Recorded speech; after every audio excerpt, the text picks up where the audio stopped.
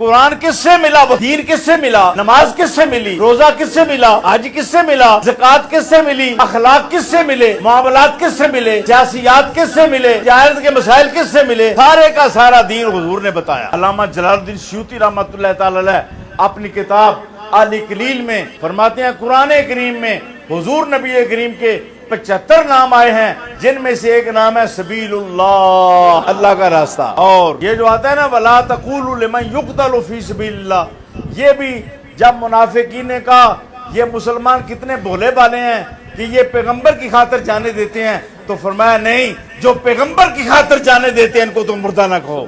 سبیل اللہ پیغمبر، سبیل اللہ سے مراد مصطفیٰ کریم مراد ہیں، اللہ کا راستہ سے مراد رسول اللہ مراد ہیں۔